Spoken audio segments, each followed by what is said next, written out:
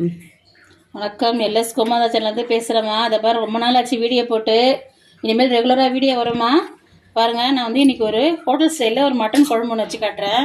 அதுக்கு தேவையான பொருள் பாருங்கள். 1/2 கிலோ மட்டனு, அதுக்கு வந்து வெங்காயம், தக்காளி, இஞ்சி பூண்டு பேஸ்ட்டு, தயிர், புதினா, மல்லித்தழை, மஞ்சப்பொடி, மிளகு, சோம்பு, சீரகம், உப்பு, பச்சை மிளகா, காஞ்ச மிளகா, அதுக்கு வந்து முந்திரி பருப்பு வச்சுருக்கேன், தனியாக வச்சுருக்கேன்.